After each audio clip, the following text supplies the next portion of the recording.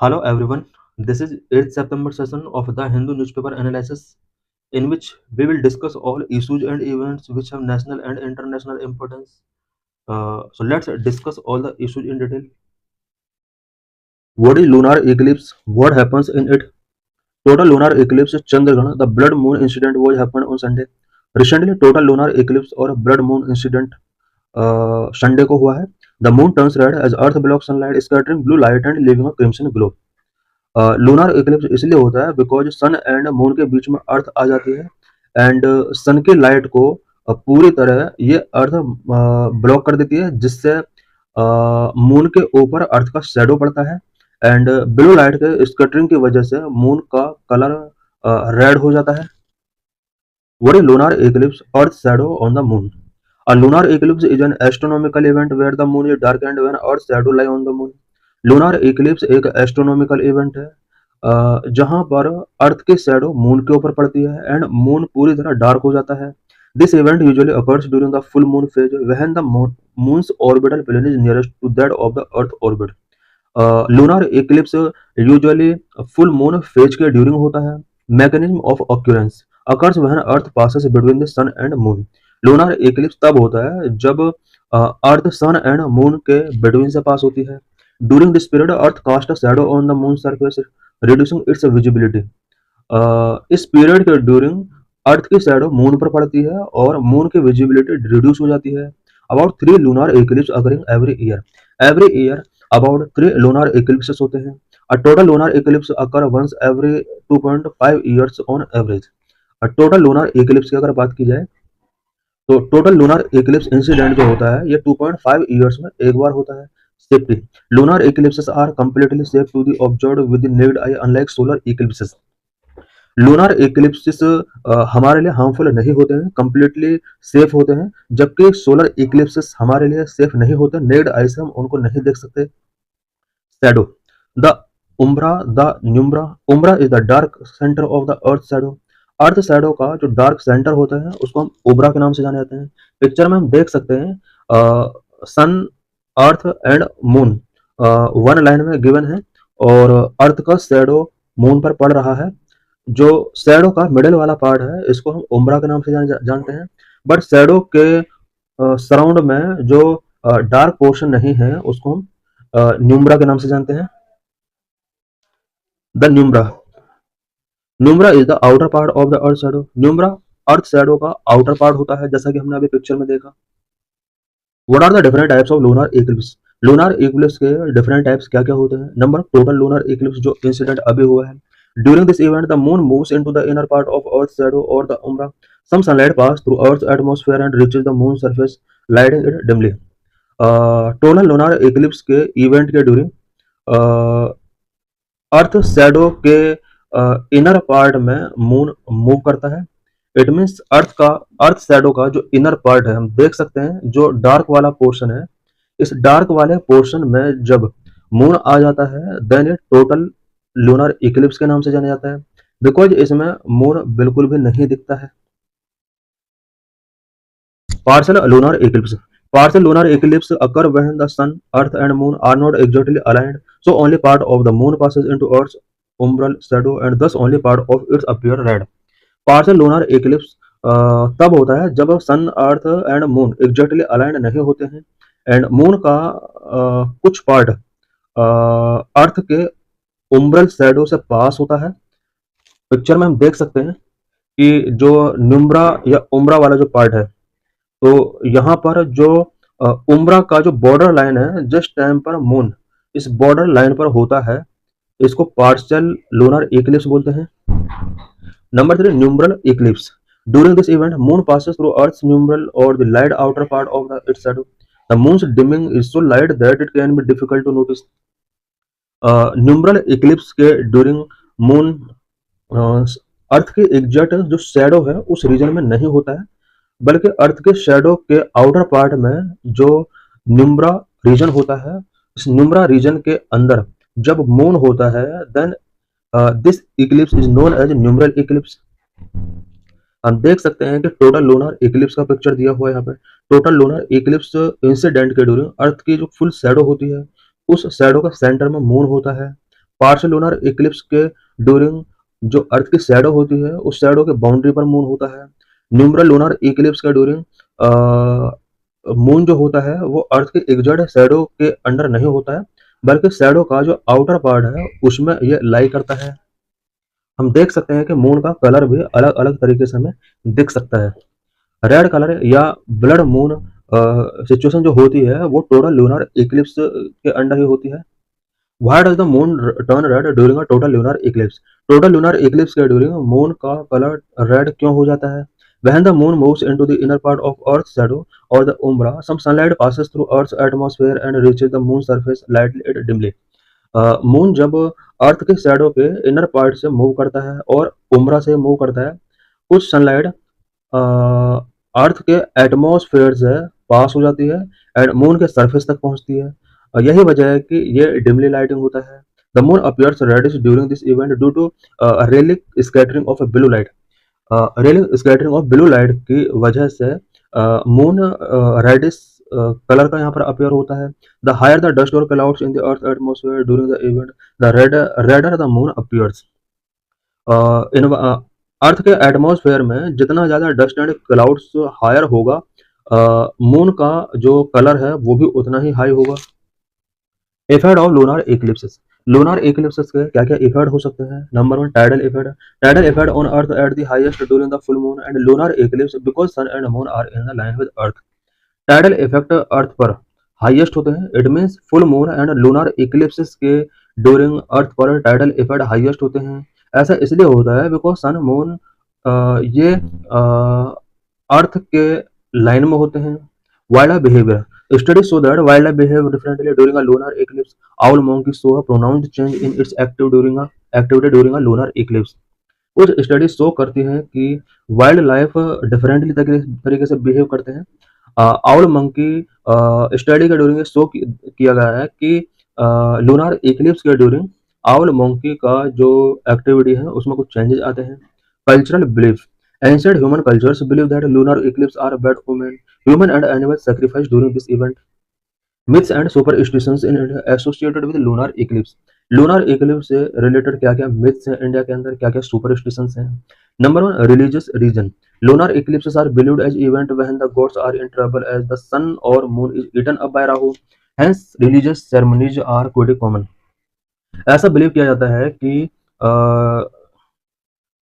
सन और मून को राहु के द्वारा ईडन कर लिया जाता है और इस वजह से गॉड ट्रबल होते हैं और यही वजह है कि कुछ रिलीजियस सेरेमनीज इस डे की जाती हैं।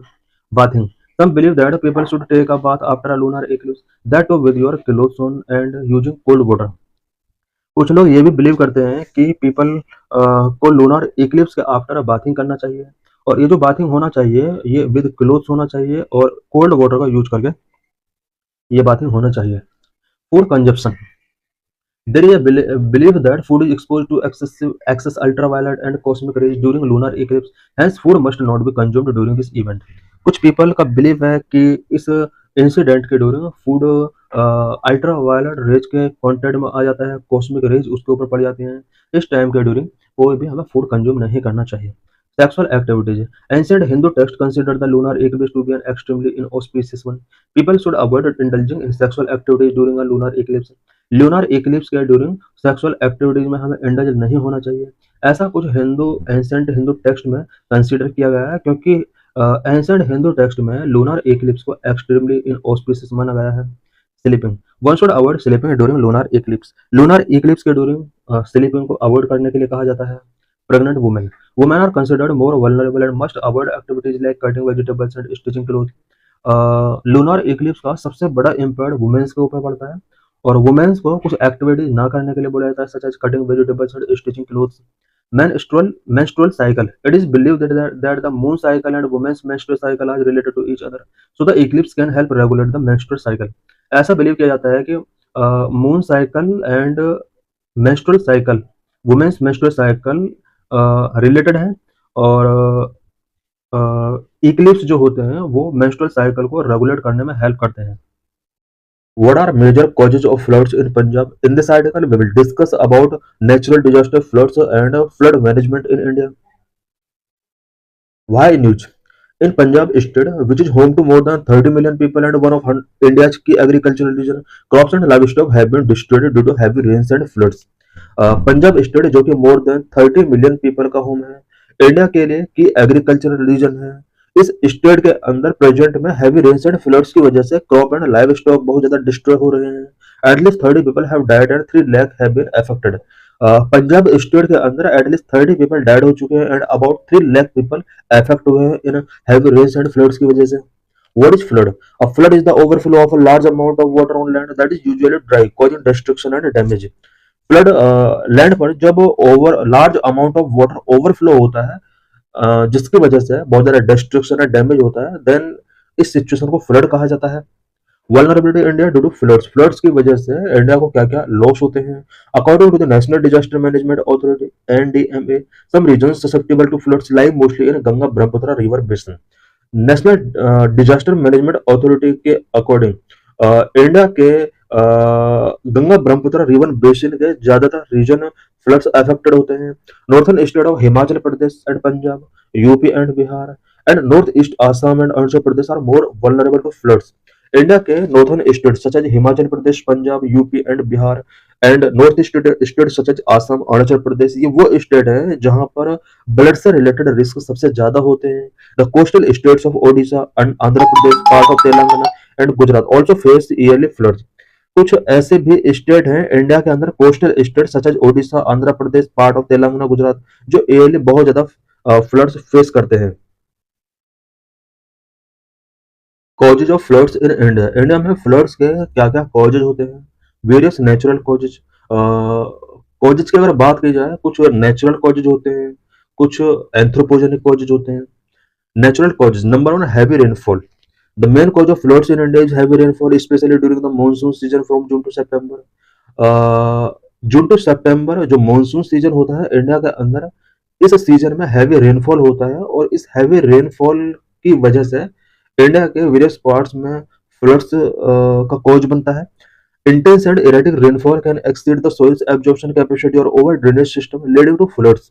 इंटेंस एंड इरेटिक रेनफॉल की वजह से सोइल का एब्जॉर्प्शन कैपेसिटी एक्सीड हो जाती है, जिसकी वजह से ड्रेनेज सिस्टम ओवर हो जाते हैं और फ्लड्स इसकी वजह से लीडिंग होते हैं। Number of glaciers melting, snow melting and glaciers in mountainous regions due to rising temperature can increase river and streams water level resulting in downstream flooding.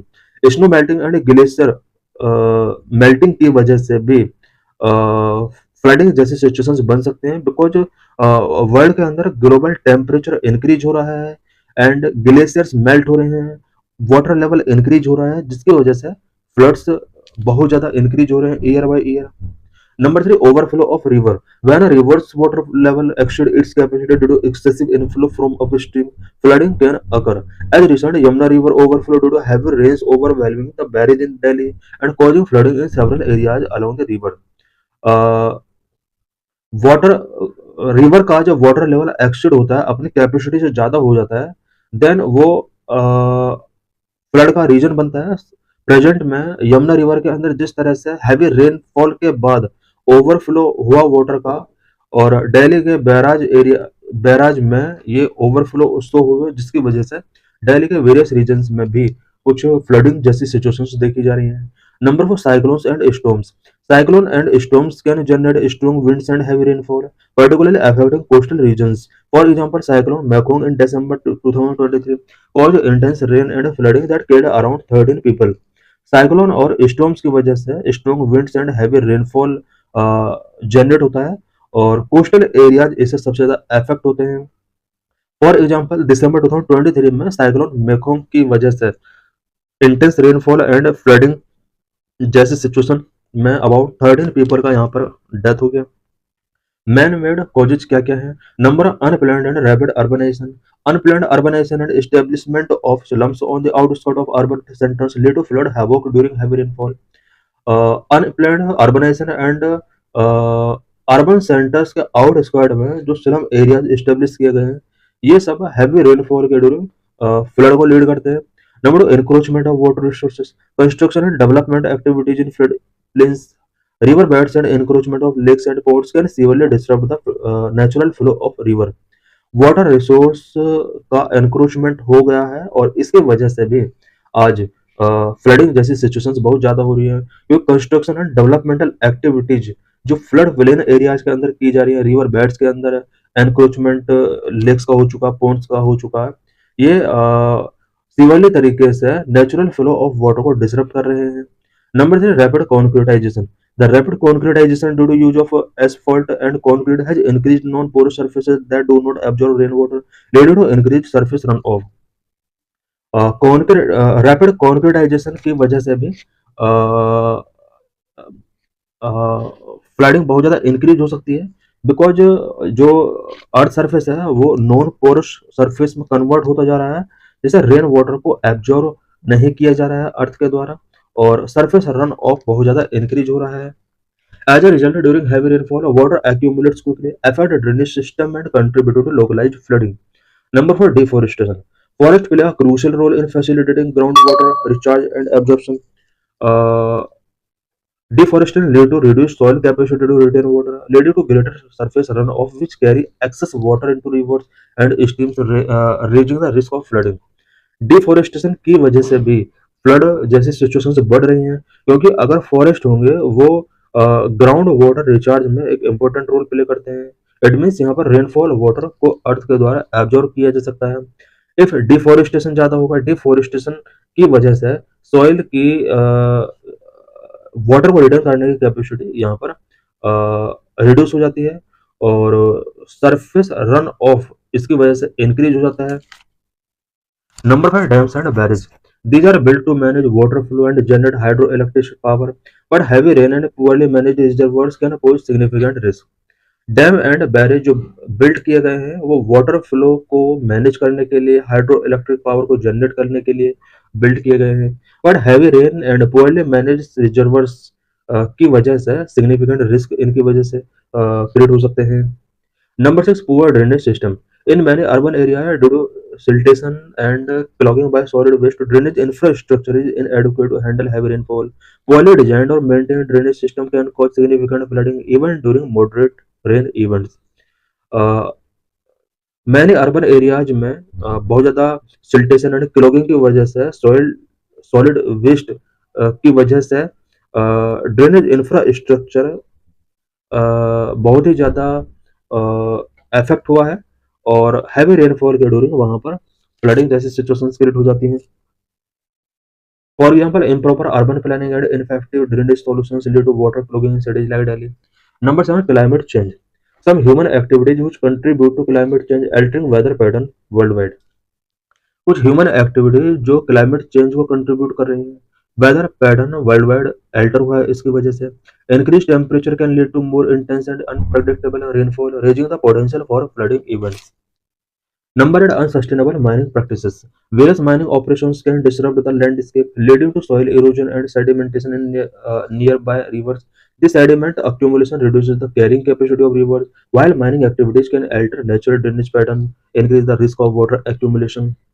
Various mining operations ये अर्थ के landscape को disrupt करते हैं, soil erosion को lead करते हैं, and near by reverse में sedimentation को इसकी वजह से बहुत ज़्यादा बढ़ावा मिलता है। ये जो सेडिमेंटेशन एक्यूमुलेशन है ये वाटर की जो कैरिंग कैपेसिटी है उसको रिड्यूस कर देता है। Mining activities natural drainage pattern को अल्टर करते हैं, रिस्क ऑफ वाटर एक्यूमुलेशन को इंक्रीज करते हैं। इट मीन्स यहाँ पर वाटर एक्यूमुलेशन बढ़ सकता है। Solutions for flood management in India. India में फ्लड मैनेजमेंट से रिलेटेड क्या क्या सॉल्यूशंस हो सकते हैं? Number 1, structural measures, interlinking of river programme, ILR. ILR aim at linking different surplus water of the country with deficient rivers so that the excess water from surplus region could be diverted to deficient region. Interlinking of rivers का जो programme है, इन programme का main aim surplus river वाले region से deficient river वाले region तक water को डाइवर्ट करना है। For example, Ken Betwa linking project is the flagship project of national government and is crucial for the water security and socio economic development of Bundelkhand region. Bundelkhand region में socio economic development के लिए and water security को ensure करने के लिए केन Betwa linking project एक बहुत ही important project है। Number of storage reservoirs. These are artificial structures designed to store excess water during high flow period and release it during low flow period. Storage reservoirs भी flood जैसी problems को solve कर सकता है। Storage reserves artificial structures होते हैं जो excess water को ड्यूरिंग हाई फ्लो पीरियड ये कलेक्ट कर सकते हैं एंड लो फ्लो पीरियड के टाइम पर इन्हें रिलीज किया जा सकता है। They conserve water for irrigation, power generation and supply. Storage reservoirs जो होते हैं ये इरिगेशन पर्पज के लिए, वाटर पावर जनरेशन के लिए, सप्लाई के लिए वाटर को कंजर्व करके रखते हैं। For example Bhakra Nangal dam on the Sutlej river has a storage capacity of about 9621 million cubic metre aiding in flood control, power generation and irrigation. Example के तौर पर भाखड़ा नागल डैम जो सतलुज रिवर पर है, इसके स्टोरेज वाटर को स्टोरेज करने की कैपेसिटी 9221 मिलियन क्यूबिक मीटर है। ये फ्लड कंट्रोल में हेल्प करती है, पावर जनरेशन एंड इरिगेशन में बहुत ही इंपॉर्टेंट रोल प्ले करता है। Number 3, coastal flood management. During 2004, tsunami made people realize that mangrove can serve as a reliable safety hedge against coastal calamities like storms, surge, and coastal flooding. Coastal flood management के under यहाँ पर एक example दिया गया 2004 में जो tsunami आया था, उस सुनामी ने पीपल को रियलाइज करा दिया कि mangrove forest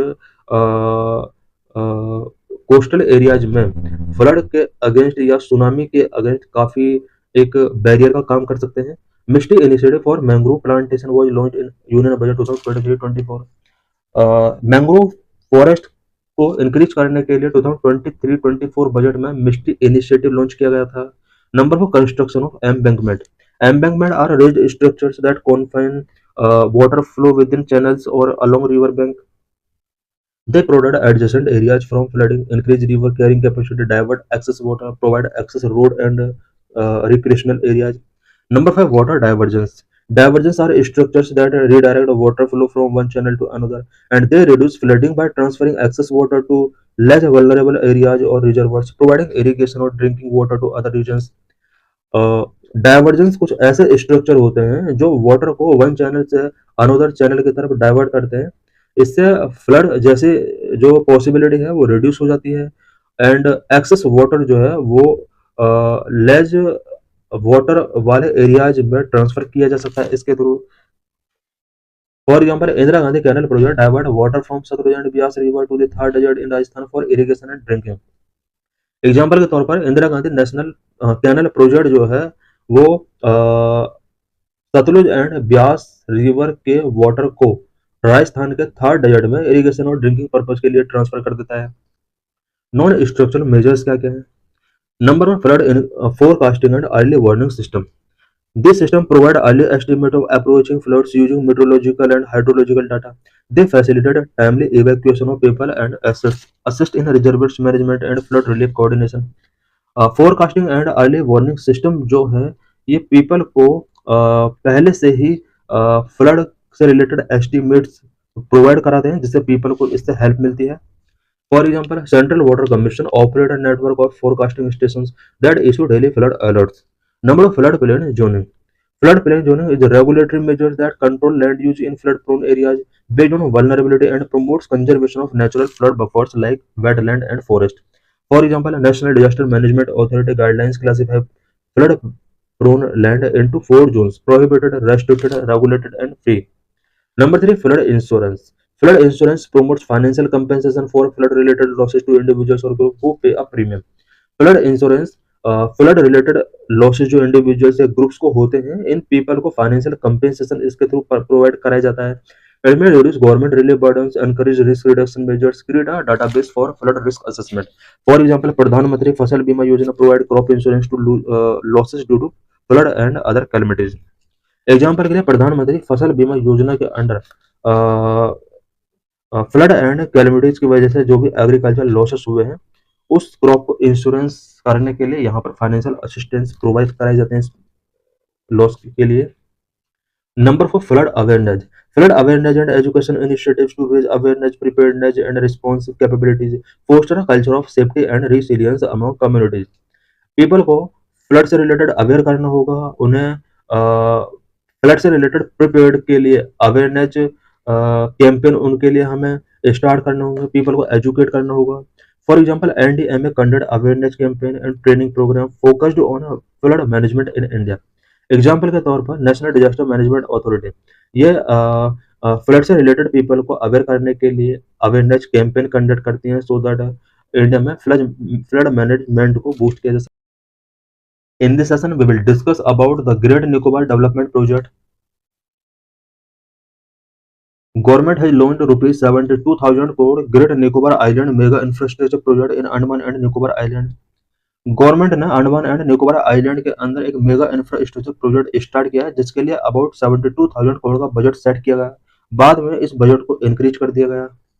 this project is actively moving forward despite ongoing concern and scrutiny regarding it's potential ecological and travel impact. इस प्रोजेक्ट के लिए कुछ कंसर्न रेज किए गए थे बिकॉज इस प्रोजेक्ट के इकोलॉजिकल एंड ट्रैवल इम्पैक्ट के जो भी कंसर्न है उसको स्क्रूटिनी नहीं किया गया। बट ये जो प्रोजेक्ट है अभी ऑनगोइंग है। The tribal council of great Nicobar and little Nicobar and a host of environmentalist wild life conservationist and tribal rights group have also opposed the project. इस प्रोजेक्ट के against tribal council of great Nicobar and little Nicobar various environmentalist ने इसको oppose किया। Wild life conservationist और tribal rights group ने इस infrastructure project का oppose किया था। Where is great Nicobar and which are the community living there. Great Nicobar कहाँ है और कौन कौन सी कम्युनिटी वहाँ लिविंग करती है। Southern most tip of India. The great Nicobar island is the southern most tip of India. It is a part of the Andaman and Nicobar archipelago that comprises 600 odd island. Great Nicobar ये Andaman and Nicobar archipelago का part है। Andaman and Nicobar archipelago के अंदर about 600 odd island है। इन्हीं island में से एक ग्रेट निकोबार आइलैंड है जो कि सदर्न मोस्ट टिप है इंडिया का। It is hilly and covered with lush rainforest. Rainforest occur 3,500 mm annually. Great Nicobar एक हिली एरिया है एंड लस रेन फॉरेस्ट से कवर्ड है। रेनफॉल यहाँ पर एनुअली 3,500 mm होता है। Numerous endangered and endemic species. The rain forest and beaches host numerous endangered and endemic species such as giant leatherback turtle, Nicobarese megapode, great Nicobar crake and Nicobar crab eating macaque and the Nicobar tree shrew. Great Nicobar के अंदर जो rain forest and beaches हैं, इन rain forest और beaches में numerous endangered and endemic species यहाँ पर मिल जाएंगे such as giant leatherback turtle, Nicobar megapode, great Nicobar crake and Nicobar crake eating macaque and Nicobar tree shrew भी यहाँ पर मिल जाएंगे। Area it an area of 910 square kilometre with mangrove and pandan forest along its coast. इस आइलैंड पर about 910 square kilometre का area है और मैंग्रोव एंड पैंडन फॉरेस्ट यहाँ पर कोस्टल एरियाज में मिल जाएंगे। Two tribal communities the Shompen and Nicobari, ये टू ट्राइबल कम्युनिटीज जो यहाँ लिविंग करती है। Shompen community around 250 in total mostly live in the interior forest and are relatively isolated from the rest of the population. Shompen community में about 250 people हैं जो कि interior forest में लिविंग करते हैं। They are predominantly hunter gatherer and are classified as a particularly vulnerable tribal group with in the list of ST. ये जो community है ये हंटर गैदरर कम्युनिटी है और एसटी लिस्ट के PVTG particularly vulnerable tribal group के under इन्हें include किया गया है। The Nicobarese community practice farming and fishing. It has two groups. The Great Nicobarese around 450, Little Nicobarese around 850. Nicobari community के जो पीपल हैं वो फार्मिंग एंड फिशिंग प्रैक्टिस करते हैं। इनके टू ग्रुप हैं, ग्रेट निकोबारी जिनका अबाउट 450 नंबर है, लिटिल निकोबारी जिसमें अराउंड 800 पीपल हैं, 850 पीपल हैं। What is great Nicobar island mega infrastructure project. Great Nicobar island पर जो मेगा इंफ्रास्ट्रक्चर प्रोजेक्ट सेट किया गया है वो क्या है। Great Nicobar island mega infrastructure project also called holistic development of great Nicobar island and Andaman and Nicobar island. It includes construction of an international transshipment terminal. यहाँ पर एक इंटरनेशनल ट्रांसशिपमेंट टर्मिनल का कंस्ट्रक्शन किया जाना है। एन इंटरनेशनल एयरपोर्ट यहाँ पर बनाया जाना है। अ पावर प्लांट यहाँ पर बनाया जाना है। टाउनशिप भी यहाँ पर एस्टेब्लिश करने का प्लानिंग है। The project is to be implemented by the government undertaking called the Andaman and Nicobar Island Integrated Development Corporation. What are the benefits of this project? इस प्रोजेक्ट का क्या क्या बेनिफिट्स हो सकते हैं। Number one, allow Great Nicobar to participate in the regional and global maritime economy by become a major player in cargo transshipment. Great Nicobar इस project के complete होने के बाद regional and global maritime economy में participate करता है।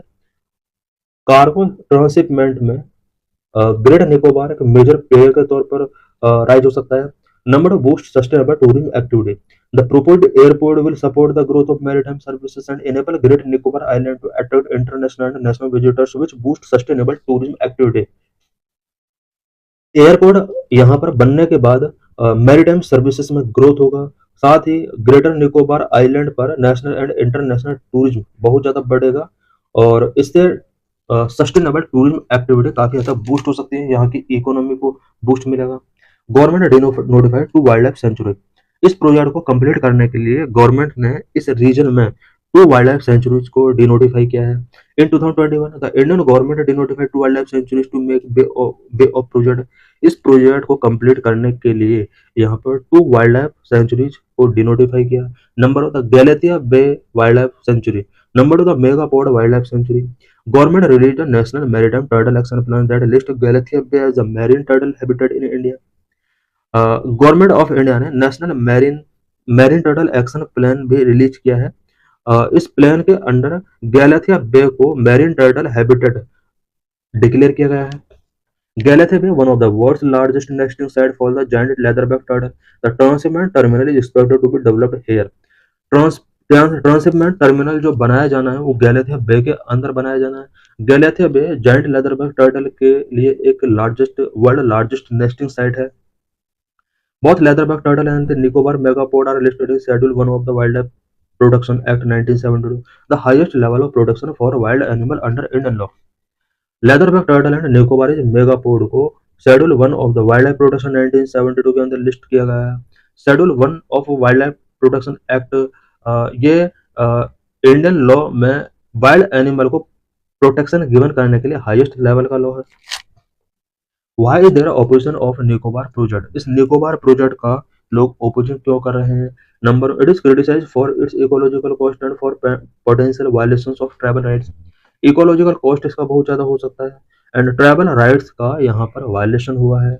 Number two, felling of trees and forest. The project require a diversion of about 130 square kilometre of forest land and felling of around 10 lakh trees. इस project को complete करने के लिए about 130 square kilometre of forest को diversion करना पड़ेगा। About 10 lakh trees को यहाँ पर फेलिंग करना होगा।